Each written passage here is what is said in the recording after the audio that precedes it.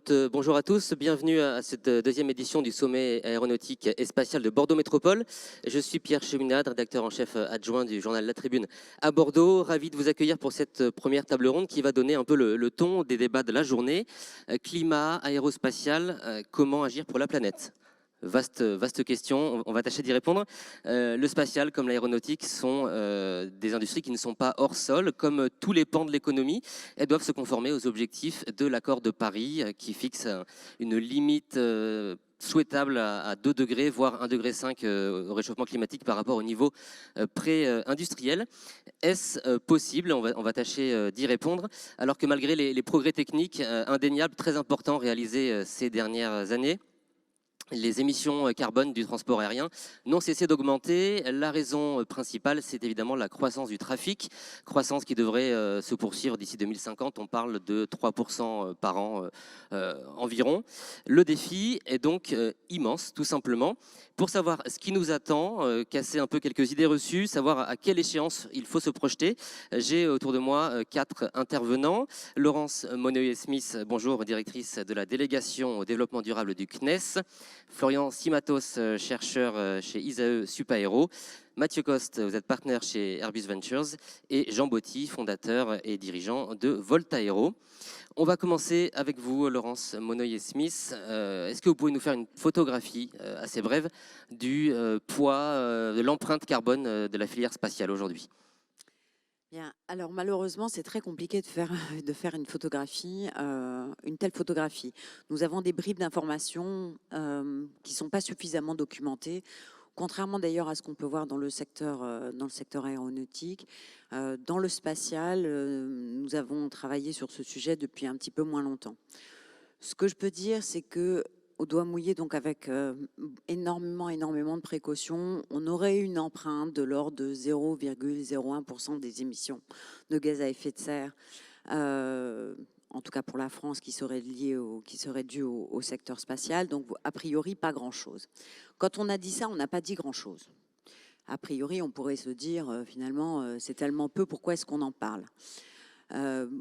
Parce que si on regarde l'empreinte que nous avons en tant qu'entreprise, que ce soit au CNES ou que ce soit dans les grandes entreprises du secteur spatial, nous sommes très au-dessus de ce qui est nécessaire si nous voulons contribuer au zéro émission nette à l'horizon 2050. De ce qui est soutenable, c'est le mot qu'on entend. Absolument, de ce qui est soutenable, voilà.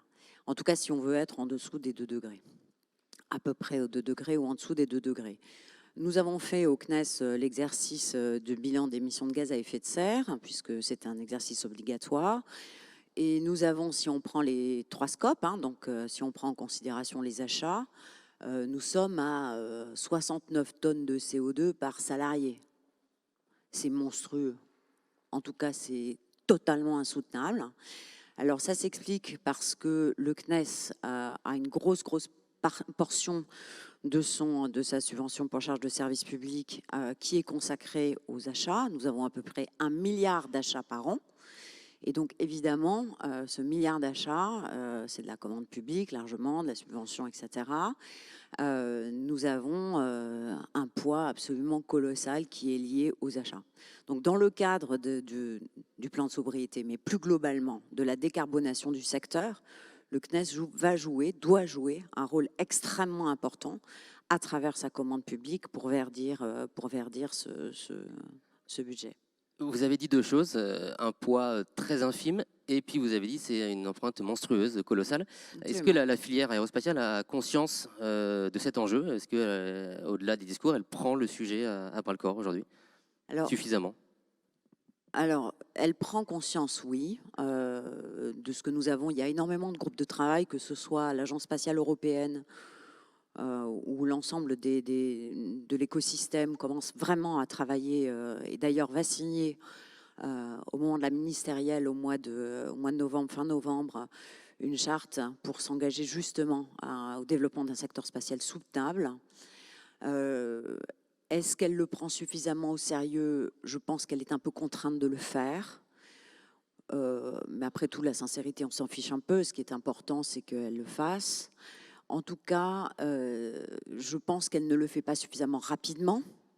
Je pense que les enjeux aujourd'hui sont tellement importants que la mobilisation devrait être encore plus forte et qu'on devrait quand même maintenant entrer dans une dialectique ou dans une mobilisation qui va au-delà du discours de l'innovation. On parlait d'innovation il y a quelques minutes, ça ne suffira pas. En tout cas, ce qui est certain, c'est qu'il y a aujourd'hui un travail accéléré qui est en cours sur les ergols, pour les lanceurs, mais au-delà de ça, parce que ça représente vraiment pas grand-chose dans les émissions de gaz à effet de serre, sur le verdissement de l'ensemble des processus. Et surtout, j'insiste dessus, on parle de CO2, mais enfin, un des problèmes principaux du secteur spatial aujourd'hui, c'est au moins autant le CO2 que la problématique matière, d'accès aux matières. Nous nous retrouvons devant des limitations inhérentes à l'accès à des matériaux critiques. Dans le secteur spatial, nous sommes extrêmement en tension. Les conséquences aujourd'hui de la situation géopolitique nous met dans des situations à risque très importantes, qui fait qu'il va falloir qu'on aille beaucoup plus vite que ce que nous faisons aujourd'hui dans la réflexion sur les process de fabrication, les approvisionnements, etc.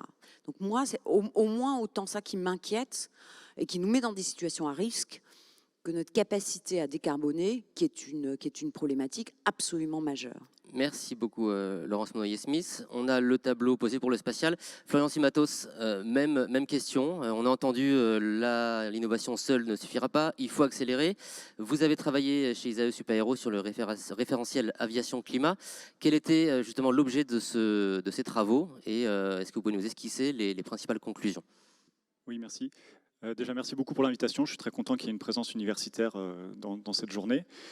Le travail qu'on a effectué effectivement avec des collègues, c'est un travail de revue bibliographique. Ce qu'on a voulu voir, c'était que ce qu'on peut trouver dans la littérature scientifique sur les possibilités de décarbonation du secteur aérien. Donc on a voulu parler sur ce sujet de notre position de scientifique, avec un objectif de fournir des éléments factuels et objectifs sur lesquels toutes les parties prenantes puissent s'accorder et ainsi participer au débat public sur ces enjeux, essayer peut-être de le dépolariser. Et de ce point de vue-là, je suis très content d'être ici aujourd'hui. Le cadre dans lequel on s'est placé pour effectuer ce travail, c'est vraiment le cadre de l'accord de Paris, qui est quantifié par les différents rapports du GIEC. Les objectifs d'1,5 degré, de 2 degrés ont été mentionnés, mais je pense que c'est très important d'avoir quelques ordres de grandeur en tête pour savoir ce que ça représente. Respecter, donc on trouve ça dans le dernier rapport du GIEC, limiter le réchauffement climatique à 1,5 degré, qui est bien l'objectif de l'accord de Paris, ou alors de rester nettement en dessous de 2 degrés. Mais si on cherche à respecter l'objectif climatique de 1,5 degré, ça représente moins 50% des émissions de CO2 en 10 ans, moins 80% des émissions de CO2 en 20 ans. Ce qui représente une baisse des émissions de CO2 de l'ordre de 7 à 8% par an, pas pendant un an ou deux, mais bien pendant 20-30 ans. Donc c'est quelque chose de colossal. Qu'est-ce que c'est beaucoup, 7 ou 8% par an? Il faut savoir que historiquement, par exemple, entre 2010 et 2019, malgré l'accord de Paris, tout ce que ça a fait, c'est que ça a ralenti la hausse. On ne parle pas de baisse, on parle d'un ralentissement du rythme de l'augmentation. Le Covid a entraîné une baisse des émissions de 6% en 2020. Donc quand on parle de respecter le budget, de limiter le réchauffement climatique à 1,5 degré, on est en train de parler de baisses d'émissions de CO2 qui sont plus importantes que celles du Covid, et pas pendant un an, mais pendant 10 à 20 ans. Cumulées chaque année. Ouais. Voilà. Et donc ça pose évidemment des questions très profondes sur notre mode d'organisation pour atteindre ces objectifs de manière collective. Il n'y a pas que l'aérien là-dedans, mais on est là pour pas. Nous, on a travaillé sur l'aérien. Alors ce qu'on a... Concernant plus spécifiquement l'aérien, notre synthèse bibliographique nous a amené à quantifier l'impact du secteur aérien sur le climat. Sur le CO2, on trouve plusieurs chiffres et tous ces chiffres, je pense, se valent. Ça dépend du périmètre qu'on considère. En gros, l'aérien, récemment, avant le Covid, était responsable de 2 à 3% des émissions de CO2. Le chiffre importe peu, je pense, mais l'ordre de grandeur, c'est 2 à 3% suivant le périmètre qu'on sonne. Est-ce qu'on considère l'aviation générale ou commerciale? Est-ce qu'on prend les émissions liées à la production du carburant, etc. Par contre, il y a une spécificité du secteur aérien aérien, qui est que le secteur aérien participe au réchauffement climatique par d'autres effets que les émissions de gaz à effet de serre. C'est ce qu'on appelle les effets non CO2 et qui s'avèrent être au moins aussi significatifs que les effets CO2. Et donc, quand on essaye de quantifier l'impact du secteur aérien sur le réchauffement climatique, en prenant en compte ces effets non CO2, ce qu'on trouve, c'est que le secteur aérien, sur une période récente, est plutôt responsable de l'ordre de 5 à 6% du réchauffement climatique sur une période récente. Pour se décarboner, on peut regarder un peu ce qui s'est passé historiquement, vous l'avez mentionné. Le secteur aérien est probablement un des secteurs industriels les plus efficaces. L'efficacité a été divisée par 5, ça veut dire qu'aujourd'hui il faut 5 fois moins d'énergie pour faire voler un avion qu'il en fallait il y a 50 ans. C'est une prouesse remarquable. Dans le même temps, le trafic a été multiplié par 13, ce qui fait que les émissions ont été multipliées par près de 3. Ont augmenté, oui, effectivement. Ont augmenté, oui, significativement. Et donc ça, ce que ça montre bien, c'est qu'il ne suffit pas de regarder, de se fixer des objectifs normalisés, par exemple en termes de passagers kilomètres, mais c'est bien les émissions globales qui nous intéressent, et l'effet volume, dans ce cas-là, peut être très important. Ces gains d'efficacité, ils ont été obtenus avec des améliorations incrémentales des avions, et ça offre des perspectives intéressantes pour l'avenir, puisqu'en fait, on n'a pas touché au carburant jusqu'à présent, et quand on fait les scénarios, toucher le carburant et avoir des carburants bas carbone, c'est vraiment une des pistes les plus prometteuses. On va effectivement en parler dans un instant, mais je vous laisse terminer. Et je conclus sur les effets non CO2. Donc on a fait une revue sur les leviers qui étaient disponibles, les leviers technologiques. Sur ces effets non CO2, il y a des leviers qui peuvent être forts et qu'on peut espérer activer à court ou moyen terme. Donc ça, c'est quelque chose de très positif sur lequel je pense qu'il faudrait que l'industrie se penche de manière très, très forte. Par contre, sur les effets CO2, à cause de cette situation d'urgence climatique que j'ai décrite, et pour plusieurs raisons sur lesquelles on reviendra peut-être, effectivement, les leviers technologiques participent à la décarbonation du secteur, mais ne sont pas suffisants pour être dans les clous de l'accord de Paris et posent aussi des problèmes de disponibilité énergétique. Oui, on en parlera justement dans un instant. Juste avant, je donne la parole à Mathieu Coste. Bonjour, on a parlé de l'innovation. Est-ce qu'elle sera suffisante ou pas? L'innovation, les tech-based solutions, c'est ce que vous faites chez Airbus Ventures. Est-ce que vous pouvez nous rappeler ce qu'est Airbus Ventures et puis illustrer de quelle innovation on parle? Parce que ce n'est pas forcément des choses qui nous viennent à l'esprit tout de suite. Très bien. Bonjour, merci pour l'invitation. Donc Airbus Venture, nous sommes un fonds d'investissement de capital risque, venture capital, qui est un petit peu plus noble dans ces termes anglais, global. Et nous investissons, nous déployons des capitaux au sein de start-up, entre quelques salariés, quelques dizaines de salariés, principalement en Amérique du Nord, en EMEA et en Asie-Pacifique. Déployer des capitaux dans quel type de start-up? Nous cherchons ce qu'on peut appeler des moonshots ou des innovations de rupture profonde qui viendront toucher l'axe vertical, depuis le sol jusqu'à Deep Space et Space Exploration. Donc on a aujourd'hui une 50aine de startups dans notre portfolio, de quelques salariés à quelques milliers de salariés aujourd'hui, depuis nos 8 ans d'existence. Airbus est l'un de nos investisseurs, au droit d'autres, qui représentent l'Asie, les États-Unis. Donc nous sommes complètement indépendants d'Airbus. Notre premier mandat est financier, mais nous pensons qu'en investissant dans les bonnes technologies pour l'innovation et donc pour cet axe vertical de demain, les chances de voir ces boîtes marcher et de générer du return étaient effectivement plus importantes. Ça, c'est notre positionnement Airbus Ventures. Ensuite, quand on parle d'innovation, de quoi est-ce que l'on parle chez Airbus Ventures? On va parler de soutenir finalement 2 grandes tendances de fond pour le monde qui s'appliquent à l'industrie de l'aéronautique et de l'espace. On va trouver la digitalisation et la décarbonisation. Et si je vous prends quelques exemples très concrets sur la digitalisation, aujourd'hui, on génère de plus en plus de data. Le space en fait clairement partie. Ces données sont stockées dans des data centers qui consomment beaucoup d'énergie, qui consomment des matériaux rares. Data pour beaucoup dont on se sert peu. Et est-ce que l'on ne pourrait pas demain stocker ces 0 et ces 1 sur de l'ADN de synthèse qui peut tenir à température ambiante sans se dégrader? Peut-être, j'espère. Et donc, on a fait un investissement, par exemple, dans une entreprise qui s'appelle Catalogue DNA, qui vise exactement à ça, ce qui ouvrirait la voie au ce qu'on appelle le chemistry-based computing, qui serait nettement moins consommateur de ressources et d'énergie, comme on peut l'avoir avec des CPU, des GPU aujourd'hui. On pourrait aborder le problème ou le sujet de l'ordinateur quantique, qui peut révolutionner la façon dont des calculs sont faits ou des problèmes sont solvés. Et au lieu de passer des semaines de calculs sur les ordinateurs, par exemple du CEA, on peut imaginer quelques minutes en labo. Donc, sur le monde de la digitalisation, beaucoup d'investissements. Sur la décarbonisation, je vais donner 2-3 exemples qui touchent le monde de l'aéronautique et de l'espace particulièrement. Le premier pour l'aéronautique, l'hydrogène. L'hydrogène peut être une énergie alternative aux énergies carbonées que l'on a aujourd'hui. Mais pour ça, il faut mettre en place une supply chain complète pour pouvoir alimenter une future plateforme qui volerait à l'hydrogène.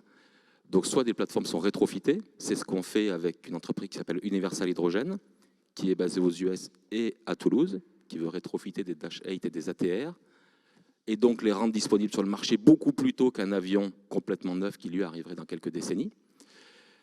Un autre sujet pourrait être, pour faire de l'hydrogène liquide, il faut de l'énergie électrique.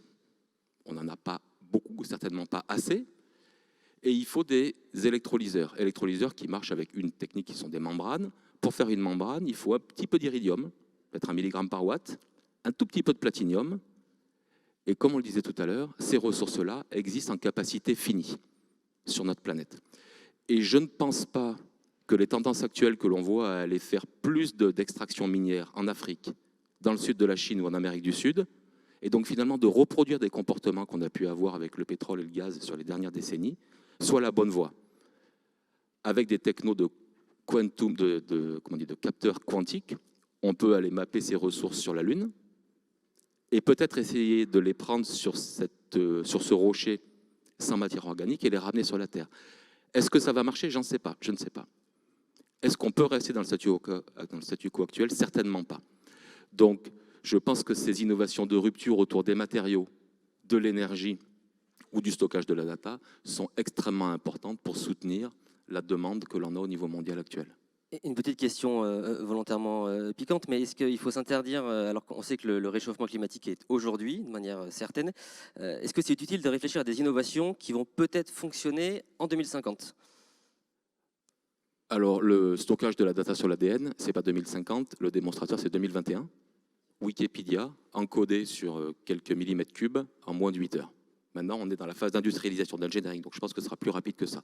Ordinateur quantique, IonQ sort de son labo et met ses premières machines à dispo derrière les gros fournisseurs de cloud. Donc, est-ce qu'il faut réfléchir à des technologies qui mûriront en 2030 ou 2035 ou 2040 pour de l'extraction minière sur la Lune? Je pense que oui. Je pense que oui. Ce que ça veut dire, c'est que c'est certainement pas une bonne raison pour arrêter des innovations peut-être moins disruptives, mais dispo demain matin. On pourrait parler de Bicomp, une entreprise suisse qui aujourd'hui récupère de la fibre de lin, transforme ça en matériaux et se voit installer dans les premières cabines avec Lufthansa Technics pour venir alléger la masse des avions, contribuer, peut-être dans une moindre mesure, mais contribuer à la décarbonisation, à consommer moins, et puis surtout être sur une fibre de lin qui, un, capture du carbone, parce qu'elle pousse, et deux, consomme très peu de carbone dans sa mise en œuvre, et puis in fine est recyclable. Ce qui est l'opposé de la fibre de carbone renforcée au plastique qu'on utilise aujourd'hui sur un 787 ou un A350, par exemple. Merci, tout à fait. Dans l'innovation, Jean Botti, l'innovation d'aujourd'hui, de demain, après-demain, l'avion électrique, vous êtes à la tête de Voltaero. Est-ce que vous pouvez nous rappeler ce que vous faites chez Voltaero? Donc, je suis le président de Voltaero. J'ai créé la boîte avec deux autres cofondateurs qui étaient d'Airbus avec moi dans mon équipe quand j'avais fait la feuille de route de l'électrique. Et donc, on a créé ça en 2017 et on a fêté nos 5 ans en septembre, là, le 15 septembre. Et donc, on fait un avion hybride électrique. C'est le premier avion au monde qui est hybride parallèle, ce qu'on appelle donc, on peut utiliser l'énergie électrique, la thermique, indépendamment ou ensemble. Ce qui nous rend très, je dirais, sécure d'un point de vue d'aviation. Donc nous, c'est l'aviation générale. On a l'intention d'aller jusqu'aux 19 places. C'est un avion modulaire. Aujourd'hui, on vole depuis 2 ans et demi sur un démonstrateur. Ce démonstrateur, c'est le plus puissant au monde. Il fait 600 kW, donc 800 chevaux. Il est déjà capable, donc la cellule elle-même n'est pas capable parce qu'elle était certifiée, c'est un ancien Cessna, mais toute la chaîne cinématique est capable d'emmener déjà 12 personnes aujourd'hui.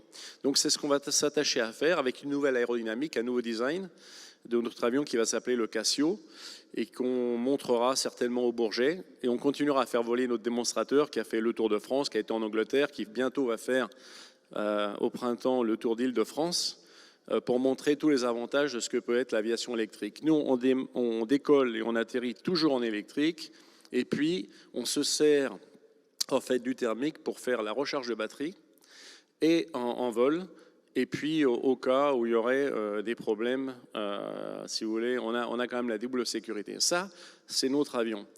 La base de cet avion, on essaye d'utiliser le minimum de batterie, de maximiser donc nos possibilités, et aussi d'un point de vue de la structure, on n'a pas de matériaux composites. Les matériaux composites sont très difficilement recyclables, c'est très compliqué. L'aluminium, c'est très bien, c'est une excellente isolation en plus, c'est moins conducteur que les composites, et donc ça nous permet de faire des avions, parce qu'on a quand même du haut voltage dans cet avion. Il faut bien faire une bonne cage de Faraday vis-à-vis de la foudre, résistance à la foudre, etc. Donc on fait un avion qui est classique, qui est la révolution par l'évolution, ok.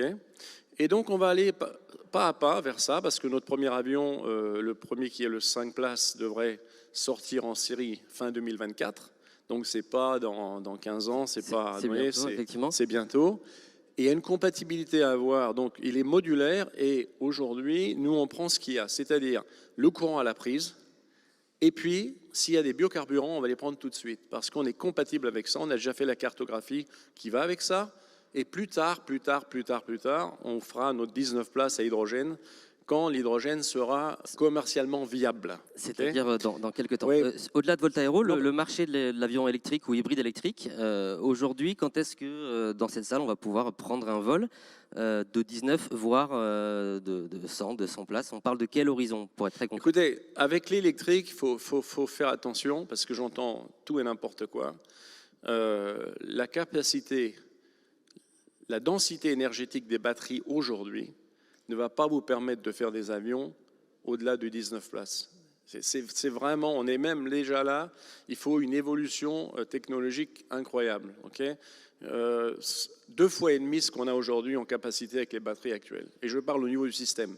N'importe qui peut vous vendre de l'histoire en vous disant j'ai 500 Wh par kilo, c'est sur des petits boutons. Et quand vous faites un système complet que vous avez volé avec, vous vous rendez compte que c'est beaucoup plus compliqué que ça.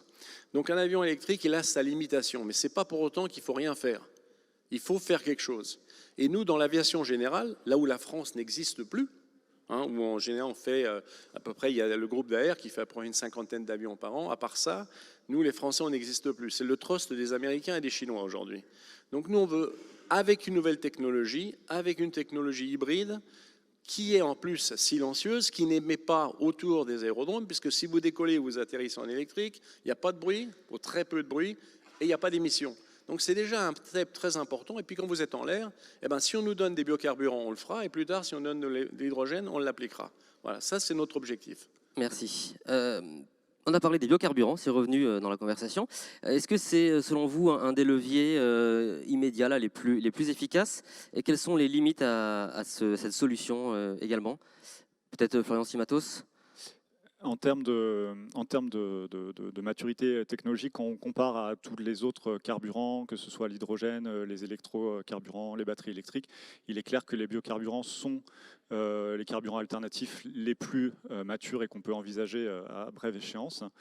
Mais il ne faut pas que ça cache non plus un des problèmes sérieux sur les biocarburants, qui est leur production et la disponibilité en biomasse.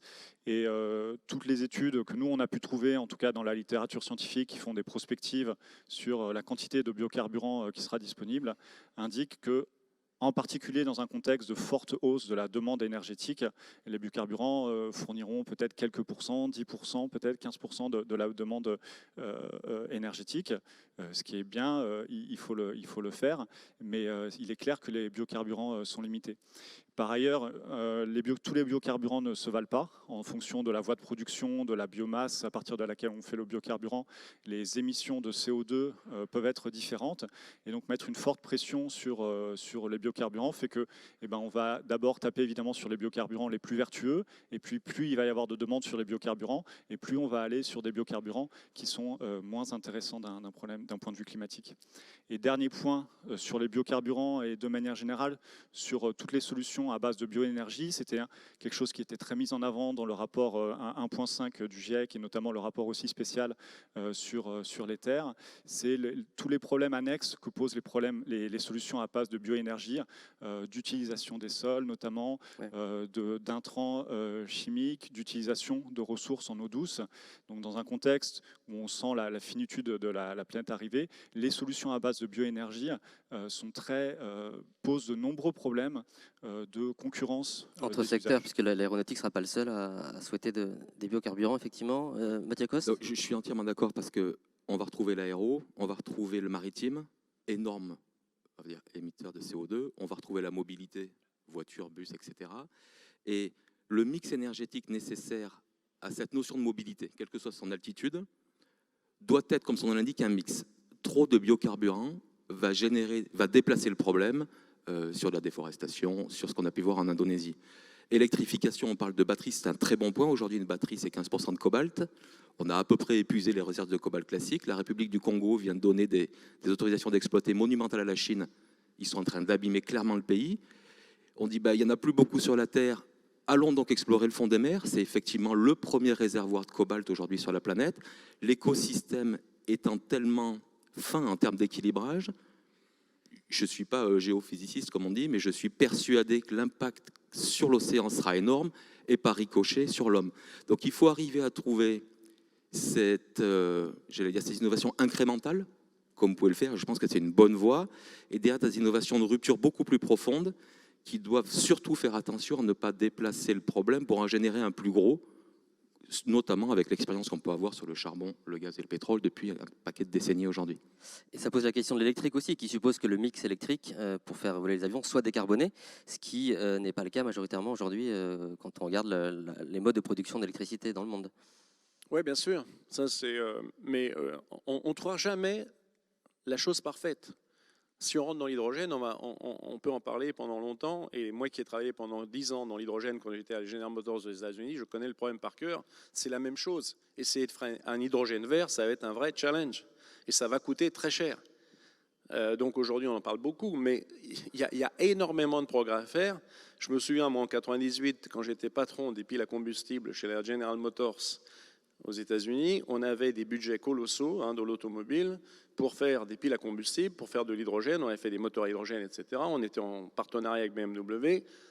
Quand je regarde depuis 98 à l'heure actuelle, regardez où en est l'automobile avec l'hydrogène et avec les piles à combustible. Quand on parle de puissance massique aussi. Or, nous, on a un problème, c'est la gravité. Alors, quand vous faites de la résistance au roulement, c'est de la voiture. Quand vous faites de la gravité, c'est de l'aviation. Et donc, il faut qu'on se contente et qu'on essaie de trouver le meilleur compromis. Et comme je disais, l'évolution, la révolution par l'évolution. Et aujourd'hui, malheureusement, les batteries, et donc il faut en utiliser le moins possible. Nous, on a un concurrent là aux États-Unis, il a 3,7 tonnes de batteries pour faire le même boulot que nous avec 250 kilos. Vous voyez, il y a des choix à faire. Et vous, comme vous le disiez, dans les biocarburants, c'est la même chose. Il va falloir sélectionner. Moi, je maintiens que des gains au niveau de la planète de 2%, 3%, c'est énorme. Et pour une aviation générale, pour nous qui faisons les petits avions, il y a comme 350 000 dans le monde, etc. Il faut décarboner tout ça. Il faut le faire. Sinon, on ne fera jamais rien en parlant de... Vous voyez ce que je veux dire? Après, c'est des questions de coût. Voilà, il faut trouver le coût optimal et la techno optimale pour le temps donné.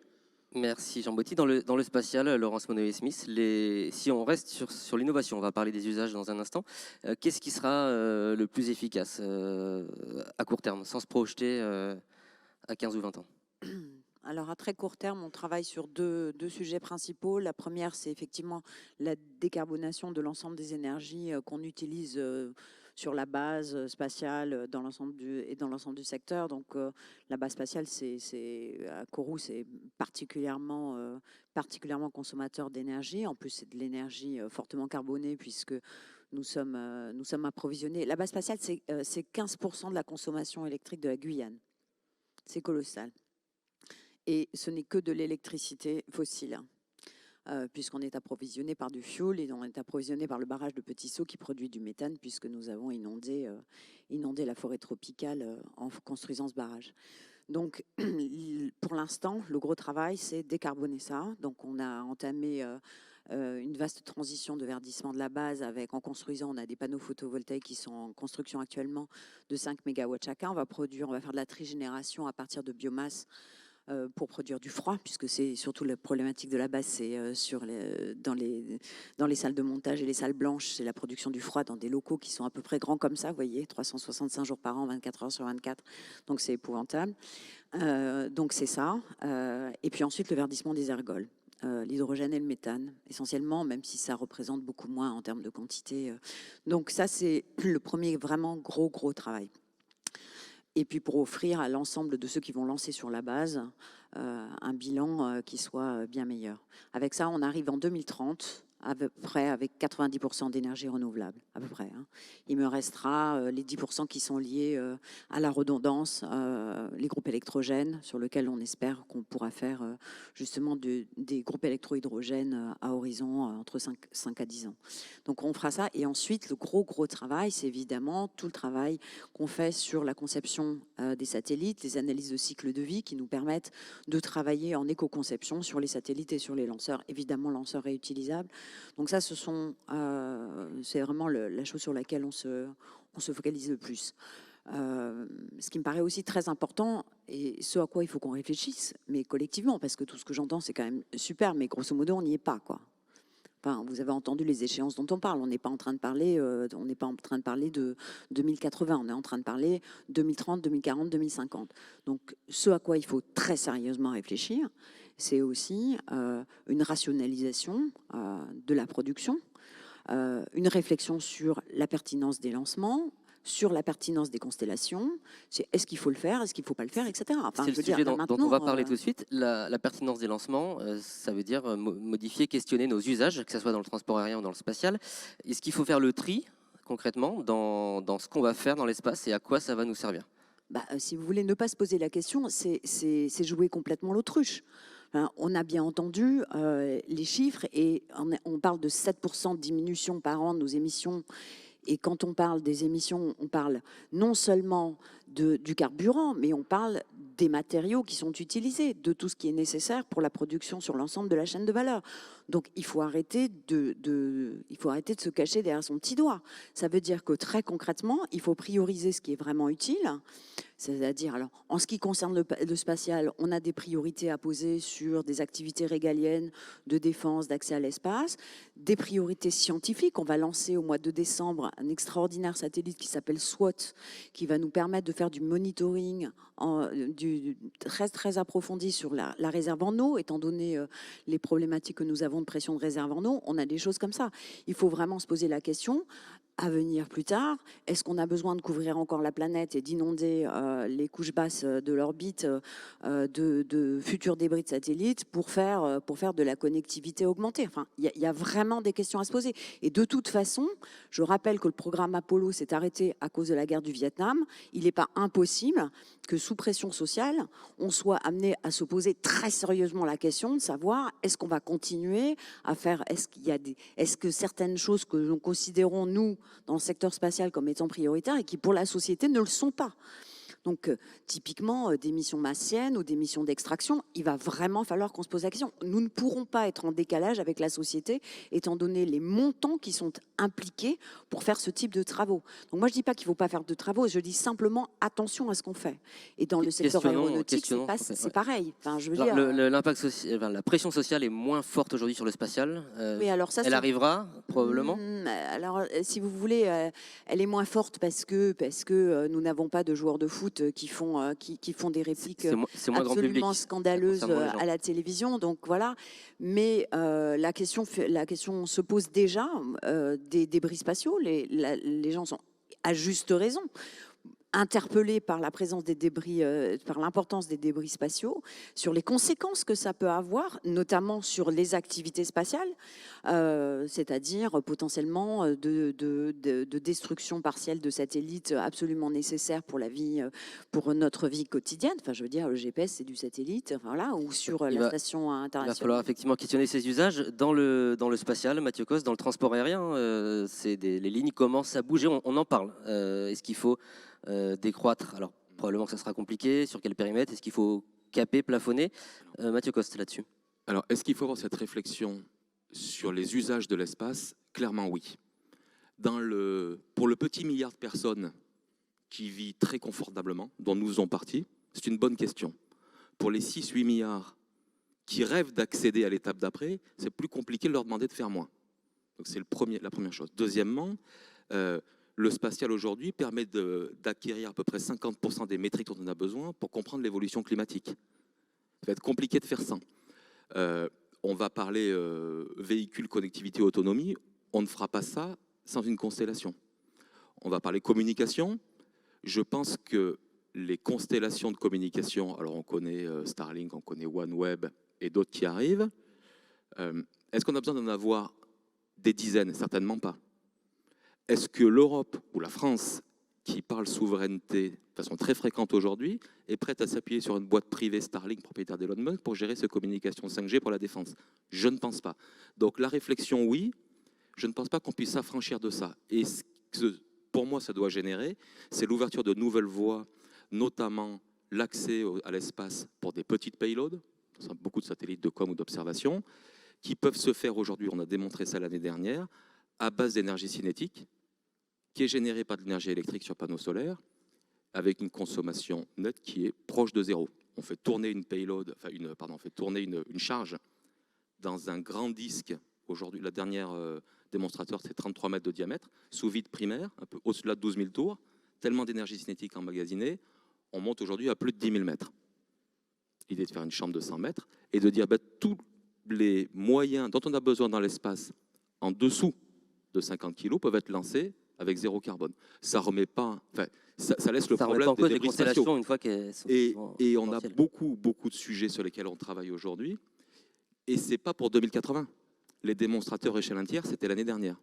Donc on est sur des timelines, des roadmaps de 2, 3, 4, 5 ans, qui sont certes trop longues, parce qu'il ne faut pas dire, il faut réduire les émissions de CO2, réduire l'impact sur la planète à capacité finie. Il faut être carrément en négatif. Il faut arriver à être net négatif pour compenser. Tout l'enjeu du transport aérien, Florian Simatos. Vous disiez tout à l'heure les chiffres que vous avez présentés. Le défi est immense, c'est l'équivalent d'un Covid par an, si on peut dire. Est-ce qu'il faut questionner les usages? Est-ce qu'il faut questionner le nombre, la hausse du trafic? Est-ce que c'est envisageable?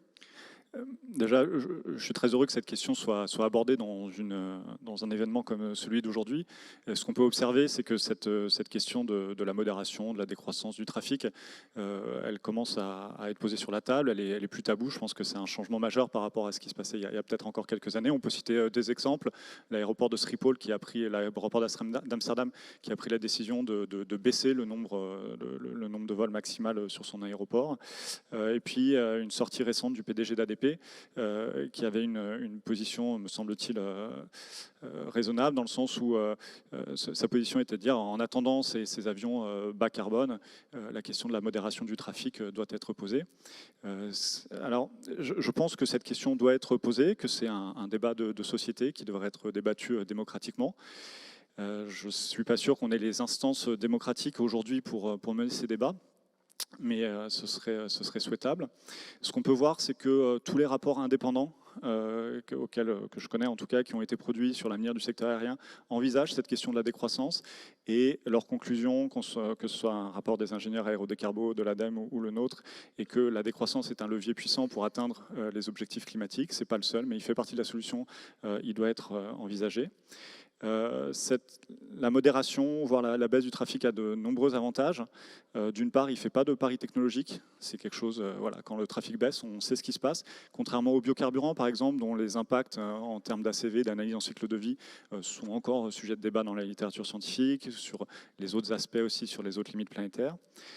Comme je disais tout à l'heure, moins de pression sur les biocarburants, ça permet d'aller chercher des biocarburants qui sont plus vertueux. Et puis il y a un autre argument en faveur de cette diminution de la demande énergétique aussi, c'est qu'il permettrait d'atteindre plus facilement certains objectifs réglementaires. On peut penser à RefuelEU par exemple, qui formule ses objectifs en termes de pourcentage de l'énergie à fournir sous forme de biocarburants. Fournir 2% de biocarburants en 2025, c'est quelque chose qui est beaucoup plus difficile à faire lorsque la demande énergétique augmente. Donc tout ça pèse dans la balance, je pense, et fait effectivement dire que cette question de la modération du trafic devrait être posée. Et l'exemple d'Amsterdam montre que c'est possible. Et juste un dernier élément de réflexion là-dessus. Donc là, j'ai parlé des avantages environnementaux, évidemment. Après, il y a tout l'économie qui est derrière, qui demanderait à être discuté. Quand on parle de l'usage de l'avion, il me semble que c'est très important. On va toucher à la question des besoins. Et ce qu'on peut trouver dans les scientifiques qui s'intéressent à cette question des besoins font un distinguo qui me semble très important d'avoir en tête et qui n'est pas forcément toujours mis en avant dans les discussions entre ce qu'on peut qualifier de besoins et puis les satisfacteurs de ces besoins. L'avion n'est pas un besoin, l'avion va être un satisfacteur du besoin, que je pense qui est assez universel, de rencontres, d'échanges, ce qui est mis en avant dans la Convention de Chicago, la rencontre des peuples et la paix, etc. Mais l'avion n'est pas un besoin en soi, il vient satisfaire ce besoin qui me paraît souhaitable. Mais ce besoin peut être satisfait de plein de manières différentes. Ça pose, Jean Botty, la question de l'usage de l'avion. Est-ce que, au-delà de la modération, comment vous envisagez l'avion dans 5-10 ans? Est-ce que ça sera des petits appareils décarbonés? Est-ce qu'on sera sur des gros avions de ligne? Comment vous voyez ça? Alors moi, je vais rebondir parce que je vais prendre une position qui est peut-être un peu différente là. Pour moi, il n'y a pas, il faut limiter le trafic, etc. Il faut regarder ce qui est le plus économique et le plus CO2 rentable.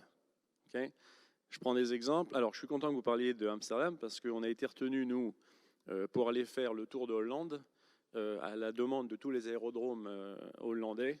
Le Tour de Hollande ce printemps, là, on devait le faire là, mais il y a eu des problèmes entre la DGAC et puis les autorités hollandaises. Enfin, je passe les détails.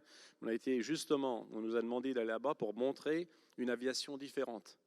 Parce que lorsque les distances sont inférieures à 200 km, on peut faire ça en électrique. Okay, et donc, il y a un intérêt, okay, au coût par passager, au nombre de kilomètres avec cette aviation, même si elle est petite. Vous pouvez faire plus de rotations. Vous pouvez faire des vols non-schedule, comme on dit. Vous voyez, on peut prendre des gens ici, on les emmène là-bas, et puis on en prend là. Et donc, il faut penser différemment. Moi, je ne suis pas tellement de l'avis de dire on va limiter ceci, cela. Je vous prends quelques exemples concrets. Le trafic, aujourd'hui, la Poste. La Poste, elle emmène la plupart de ses colis, elle les prend, elle les emmène par camion. Okay, combien ça pollue une heure de transport par camion pour emmener des cargos, et même ceux qui sont en urgence. Vous voyez, nous, on dit avec un avion qui peut faire 200 km à vol d'oiseau, mon heure par kilomètre, même s'il est en pur électrique, est bien moins cher et beaucoup plus intéressante au niveau du CO2 émis qu'un transport par petit camion, vous voyez. Donc il faut regarder. Sauf que le trafic de la Poste a été diminué par 10 en l'espace de 10-15 ans. Donc effectivement, si vous voulez, il y a d'autres révolutions qui sont en cours là-dessus. Votre exemple, il est... Bah, alors, non, mais parce qu'on dit aujourd'hui, il y avait l'aéropostale avant, vous vous rappelez, et il n'y avait pas l'aéropostale verte. On peut recréer une petite aéropostale pour les colis d'urgence, vous voyez, pour les malades, le transport des malades aussi. Il faut voir qu'aujourd'hui, par exemple, on va faire une démonstration en Île-de-France bientôt pour montrer les transports d'organes et de malades. Comment on peut gagner du temps en allant de petit aérodrome à aérodrome autour de Paris sans faire de bruit. Oui, mais là, on est sur un trafic, sur un usage de niche qui n'est pas du tout contradictoire avec ce que ça n'était contradictoire. Ça n'empêche pas que la baisse du trafic aérien. C'est pas le même besoin qui est effectivement. Voilà, c'était pas. Mon point était, on peut pas faire une généralité. Il faut regarder cas par cas. C'est pour ça que nous, on a fait un avion modulaire qui ne s'applique pas seulement au transport de personnes, il s'applique au transport des biens, des marchandises, des malades et des organes, par exemple. Ce que je veux dire par là, c'est qu'il faut se poser la question un peu plus généralement et pas dire d'un coup de serpe, on limite le trafic. Oui, de toute façon, ça ne se fera pas comme ça, puisqu'on le verra dans une table ronde tout à l'heure, plus tard dans la matinée. C'est un sujet compliqué. Mathieu Cos, sur ces usages futurs de l'avion, vous souhaitiez réagir ? Alors, moi, je pense que l'aviation au sens large est non seulement utile, mais en fait, est indispensable à l'évolution du monde. Je n'imagine pas un monde stable avec peu ou moins de guerre sans une interaction entre les gens. Ça ne me paraît pas possible. C'est vrai dans la cellule familiale, c'est vrai dans un immeuble, je pense que c'est vrai à l'échelle de la planète. Donc, est-ce qu'il faut penser à l'usage ? Certainement. On n'a peut-être pas besoin de tout ça. Non, mais on est d'accord. Ce que je pense, c'est que le nouveau système qui doit permettre la mobilité doit être fait de briques technologiques différentes et ça passera par un mix énergétique, une façon de consommer l'énergie, une façon de dire, typiquement, j'ai une ligne haute vitesse Paris-Bordeaux, est-ce que je le fais en avion ? Et donc se poser les questions, je pense que c'est une bonne chose. Une réponse dogmatique, noire, blanche, qui concerne l'ensemble de la planète, me paraît être la mauvaise. Et si je vais un cran plus loin, le système de demain, aujourd'hui, on doit annoncer un investissement cet après-midi d'une entreprise qui a une nouvelle génération de panneaux solaires pour l'espace. Première utilisation, générer de l'énergie pour les engins spatiaux. Deuxième utilisation, beamer, donc transmettre de l'énergie vers l'engin spatial d'à côté et vers l'avion de demain, et j'espère vers un avion électrique avec une petite batterie qui sera rechargée avec une énergie solaire prise dans l'espace. Donc je pense qu'on peut aller très loin, il faut penser système et pas juste limitons l'avion parce que ça me paraît un petit peu court. Je saisis la perche pour rebondir. Laurence Monnier-Smith, l'usage de l'espace pour des panneaux solaires, pour aller faire de l'extraction minière sur la Lune, est-ce que c'est des choses qui vous plaisent ? Je vois que tout le monde s'en fiche de savoir si ça me plaît ou pas, mais Au CNES. Non, mais je pense que là, franchement, c'est pas vraiment le sujet. Non, la question, pour moi, la question de se dire travailler à de la recherche fondamentale sur ces questions de voile solaire, et c'est en cours actuellement, et c'est cette année. super. Oui, je sais, je connais bien, et c'est tout à fait intéressant. La question, c'est de savoir est-ce qu'on a vraiment rien d'autre à faire que d'imaginer de l'extraction minière à l'époque où on se dit que dans les 20 prochaines années, il faut qu'on diminue de 7% par an nos consommations de CO2. Voilà. Alors, moi, je trouve que c'est très bien qu'il y ait de la recherche fondamentale parce que c'est absolument nécessaire. Je dis simplement que ce serait bien de mettre autant de cerveaux disponibles de recherche et de créativité à essayer de savoir comment on diminue de 7% par an nos émissions de CO2 dans tous les secteurs et en particulier dans le secteur aéronautique et dans le secteur spatial, en tout cas, ce que je m'emploie à faire. Florian Simatos. Oui, sur ce débat sur les usages, on voit, je pense qu'il gagnerait à être, encore une fois, peut-être clarifié. Quand on parle de modération, de décroissance, je pense que personne ne parle d'arrêter l'aviation. Le débat n'est pas là. Donc, gardons ces usages urgents. Je ne sais pas, supprimons les entamements de vie de garçon à Bratislava ou les voyages qu'on peut peut-être tous se mettre d'accord qui sont inutiles. Je pense que si on garde que les usages que vous avez mentionnés, je ne connais pas les chiffres, mais je suis prêt à vous parier une bière que les émissions de l'aérien diminuent de 99,9%. Donc quand on parle de tout ça, je pense que c'est très important quand même d'avoir en tête des chiffres et quels sont les usages qu'on fait.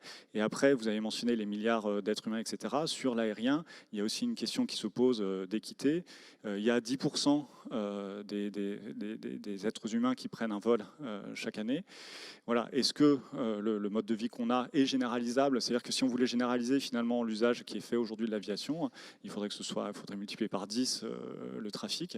Donc évidemment, ça pose ce genre de questions. Mais quand on parle modération du trafic, je pense qu'il faut sortir de cette vision un peu dichotomique, arrêt versus croissance. Il faudrait pouvoir discuter un peu des usages et différencier suivant les urgences qui sont très utiles et des usages sur lesquels on peut peut-être s'accorder qu'ils ne participent pas à la paix du monde. Il n'y a pas qu'une seule innovation technologique qui sera la réponse, il n'y a pas qu'une seule décision sur les usages non plus.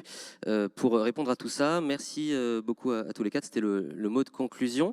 Ça donnera un peu le fil rouge de cette journée. On va continuer à parler de ces sujets technologiques, techniques, usages, interroger un peu la filière aéronautique et spatiale. Merci beaucoup à tous les quatre. On peut les applaudir pour ces premiers échanges. Et on passe dans un instant à la séquence suivante avec une intervention en vidéo de Monsieur Sun Lu, qui est directeur du Centre d'innovation et de R&D d'Airbus en Chine. Merci beaucoup. Hello, distinguished guests. I'm Sun Lu, the head of Airbus China Innovation Center. It's my honor today to be with you digitally to give you a brief introduction of Airbus in China and its technology and sustainability topics.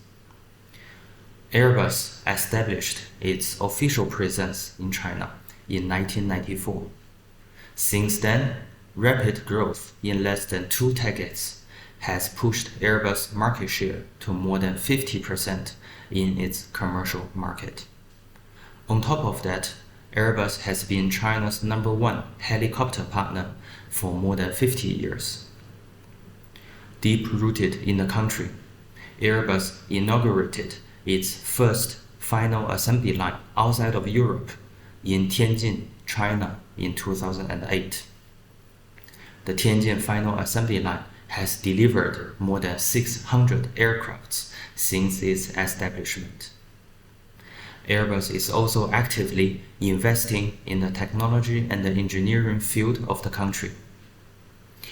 Airbus established the Airbus Beijing Engineering Center in 2005.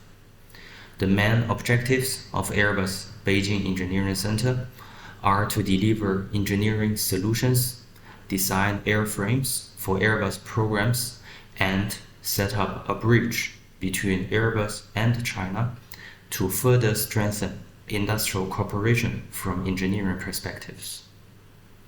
In the past 17 years, the Engineering Center has supported the A320, A330, A350, and A380 programs on modification, manufacture, and repair engineering tasks. Airbus also established the Airbus China Innovation Center in 2018. Located in Shenzhen, the Innovation Center is tasked to absorb the best technologies from the country and transform them into projects and applications and implement them into various scenarios. The Innovation Center is currently working on advanced manufacturing, cabin experience, connectivity, computer vision, battery, and electrification. Airbus is currently running another project to establish the Airbus China R&D Center. Located in Suzhou, this center marks another milestone to extend Airbus' footprint in China and to tackle more vigorously the sustainability challenges where the company is putting a lot of focus on. The team China is working on multiple dimensions together with the global team of Airbus to meet the company's sustainability objectives. On the operation side, leveraging the IoT concept and the digital means, we are implementing multiple projects to the final assembly line to reduce the waste and to monitor the energy consumption by real time to help eventually meet the energy consumption target set to the production line. On the cabin side, we are exploring sustainable and recyclable materials to be implemented to the cabin perimeter. And I wish to see the day when passengers can enjoy them in their flight experience. On the delivery side, an agreement has been signed between Airbus and the China National Aviation Fuel Group to purchase sustainable aviation fuel for flight operations of aircraft to be delivered in Tianjin. Airbus Tianjin will start its flight operations with sustainable aviation fuel by the end of the year, and it will be the first time that Airbus will perform customer deliveries using sustainable aviation fuel in China. On the aircraft lifecycle management side, a MOU has been signed between Airbus, City of Chengdu in China, and Tarmac Aerospace for the development of the first sustainable aircraft lifecycle service center in China. This agreement will cover a range of activities from aircraft parking and storage to maintenance, upgrades, conversions, dismantling, and recycling services for various aircraft types. Located in the same center, Airbus subsidiary Satair will acquire aging aircraft, trade and distribute the resulting used parts to complete the full scope of lifecycle services. All in all, Airbus is committing a long-term strategy to China, expanding its footprint to deploy its technology and sustainability roadmap for the aviation industry, and pioneering sustainable aerospace for a safe and united world. I thank all of you for your time. Thank you.